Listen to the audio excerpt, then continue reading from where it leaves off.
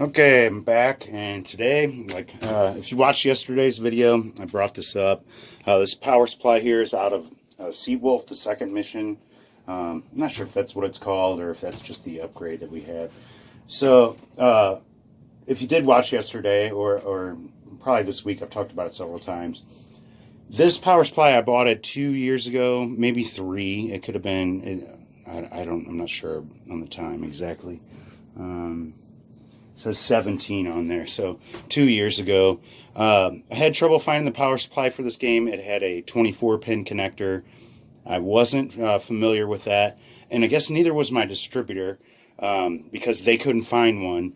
They sent me this one, which I don't think it is the exact one that's supposed to go in there.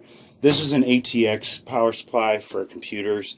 I didn't realize this yesterday, and my buddy Chris messaged me or commented on the video.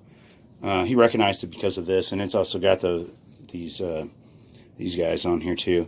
So when I was looking at this and what was going on with this, I wasn't looking at the right power supply. I needed to be looking at ATX, and I should have realized that, but it just completely went over my head because my mind was on other things, of course. So when this one just went dead and it will not power on, I've gotten in the inside of it. I've checked a fuse. I've checked, some diodes. Just kind of poked around a little bit just to see. The fuse is good, though, so I don't expect that there's any shorted parts in here. I don't think so, anyway. Now, Chris told me to search YouTube for jump starting a power supply. So, apparently, and I watched many, many videos on this last night. And these two right here are what they jump. This green one and this black one next to it. It's, if you count from the right, on this clip side, it's the 4th pin is green and the 5th pin would be ground. Now, if you just take a wire like this and you shove one on each one, and then you plug it in, and bam, it'll come on, and you can test voltages and whatnot. Now, there was a few questions that they didn't answer for me in any of the videos that I watched, and I watched many. What is this green wire? I wanted to know the pinout. So is this something I can, plug in? Can I hack into it from this side? Because this side will need to plug into the board. I can't have, 2 wires. So I just needed to know a little bit more information. So I had to dig myself. I found the pinout. It wasn't very hard. This green wire is actually the on button, the start button, basically. Some of these don't have the power switch like this one does, because the computer turns it on itself. And I imagine in a game it probably would work like that too. So if you just short these two out, it's basically just like shorting out an on button. So when you turn it on, or when you plug it in and it gets power, it automatically boots up. Now, nobody really said for sure, but I think probably to be best, and especially for measuring the voltages, I need to put this under load when I do this. So I did dig out this fan. I really need to look at it because I'm not sure. I think it's probably 12 volts. It's got this hacked connector on there, so I'm probably going to take this off or put it on there better. But I need to find something that I can plug into this side, basically. So I need to find that before I do this. And I have a power cord set up here. Now what I want to do with this one is, I'm not super knowledgeable about this power supply, and I'm really not super knowledgeable about any power supplies other than the research I've been doing over the past couple of months. Now I did try to show this yesterday, but ignore this chassis right here. This is for a monitor. But I have stacks of these power supplies that went bad, and I keep them just in case I need to rob parts off of them or something like that. I got a couple more little boards down here. And so I've been kind of doing some research and trying to teach myself how to fix these power supplies, or at least get an idea of what's going on and what's going wrong with them. They're not too expensive. You can always just replace it, you know. The way this one was set up, I didn't think I was going to be able to find a replacement, so I was like, I really need to fix this one in particular. Now that I know it's an ATX, I probably won't have any problem at all in getting another one. But I do want to basically start learning how to fix these. So I figured we'll do this together. I'll as I learn something and as we go, I will let you guys know and show you what I did to do it. Normally, how I'll do a repair is I do tons of research. If I don't know what's going on, I will get right up to the point where I know that the fix actually fixes it. And then I'll film, let you guys know what I did and show you. I mean, I don't like to fail basically on camera. I guess maybe I was a little self-conscious or something when I first started the channel. I don't really care now. I'll just be honest. Like, I didn't fix it. I failed a few times this month, but it usually doesn't happen. I usually do enough research and find out. Aside from this one, I have a couple other candidates. We have this power supply here. This one, it works, but sounds funny. And I wrote bad caps.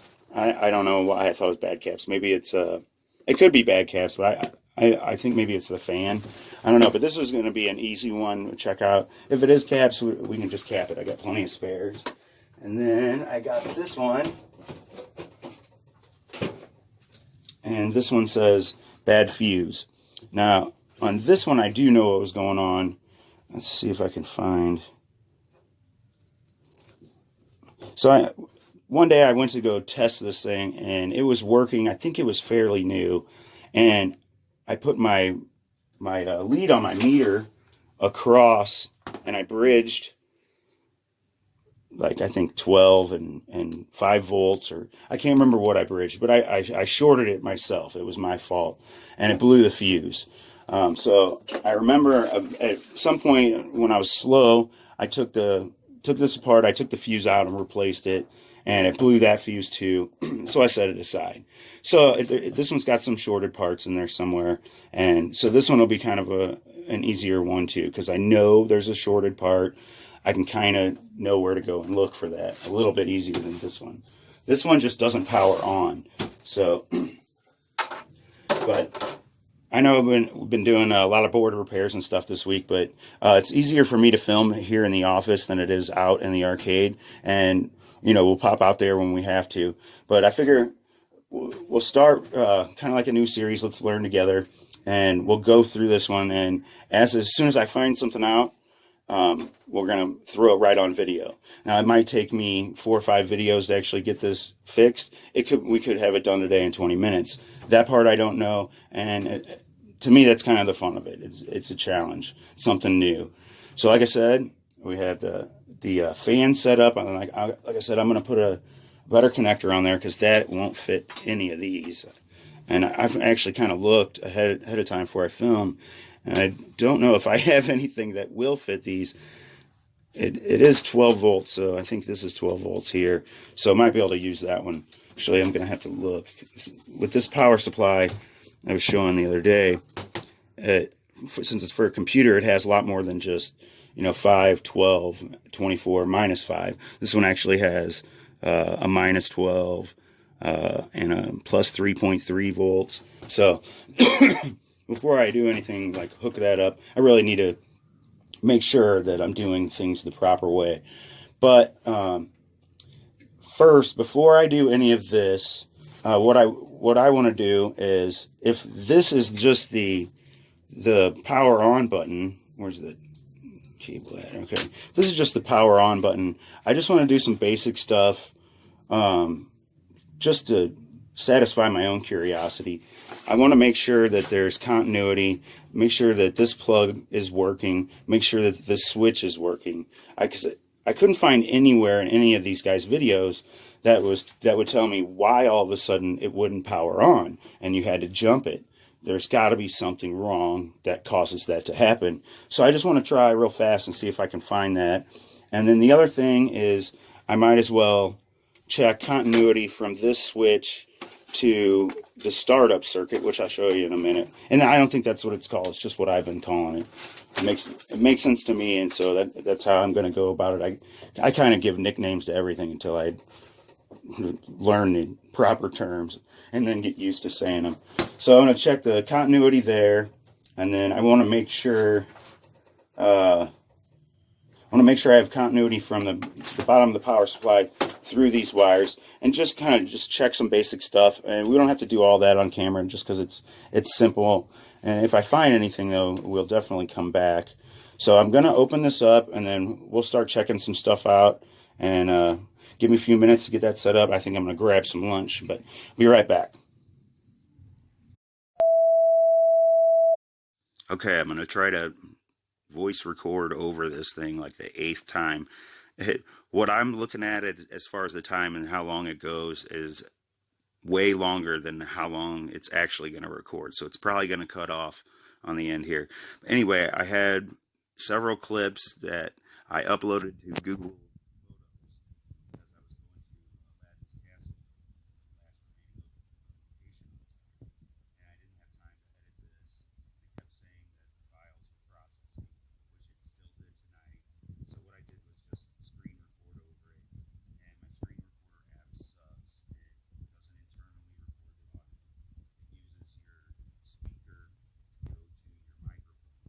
So I knew that really wasn't going to work that well. So I dropped my phone in I didn't drop it. I set it in a shoebox, and I hoped maybe the acoustics would help. Well, that was horrible. The bass was fine, and it sounded like birds chirping or my teeth squealing or something whenever I was going. But basically, this is going to be the important part, is the what they call on YouTube jumping or jump starting the power supply. So you just set the little wire that I got there, the little jumper wire, put it in the green wire, which is pin 4, and the black wire, which is pin 5. The green wire is labeled in the pinouts start button or something like that. That's basically the gist. I can't ever remember the proper terms from anything. It's kind of embarrassing for having a YouTube channel. But so if you jump start it, as they say, by putting those two in. And at first I just plugged it in, got nothing. Then you just turn it on like you would normally a power supply, and it came on. So here I'm going to try to check the voltages and everything. My whole goal for this video was to kind of go through what I do when I troubleshoot stuff, so you guys can see my method of madness. I do research the night before on something that I'm going to attempt the next day that I'm not comfortable with. I just research everything, as many things as I can, until I feel comfortable. Then the next day I have a kind of a good idea on what to look for, and I can kind of go from there on a video. I'll start and be like, this is what I'm going to check for. Then I check it off camera. Then I come back and I tell you, this was good, this was bad, this is where I'm going to go. This time I was just going to try to do it live, and everything I checked was fine. I really couldn't find any problems, and even here I test 3 voltages out of like 5 that it has. I only need 12 and 5, but I ended up testing the 3.3 as well. Everything was great, so I never found out really what was wrong with this. And after this video is over, or after this clip is over, I thought this was going to be the end of the video, and my boss ended up saying, hey, look, if it's testing fine, let's get it in the game. Let's get it up this weekend. And I agree. It might have made $50, $75 or something this weekend. So that's what I do after this clip. But right now I'm testing the voltages, and everything comes out great. The problem that I do run into is you have your little jumper wire in there, and it's running. Now, when you take that jumper wire out and you would want to plug it in the board, it's not like you jump it stays running, and you plug it in the board. It doesn't work like that. As soon as you pull that jumper wire out, it shuts off, which I had a pretty good feeling that was what was going to happen. So, what was I going to say? Damn. Okay, so I had to figure out a way to jump those 2 pins from somewhere, either on the back of the plug there, the Molex connector, somewhere on the power supply or on the board. And I don't think it really matters where I do it at, but I assume that if I did it on the actual PCB inside the game, that maybe it would need to get, I don't know, maybe I needed to connect that circuit sooner. I'm not sure. The video's getting ready to cut off on me here. But like I said, there's one more clip to watch after this. I apologize for all the problems with this video. I still wanted to get it up. I have lots of editing to do on the Aladdin's Castle.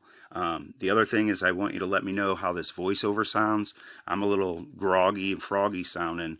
I'm going to understand that. But as far as volume wise, am I too close to the mic? Not, need to get farther away or vice versa, whatever. But it's going to cut off here in a second. So thanks for being patient with me, guys. Appreciate it. It's going to make a liar out of me and just keep going.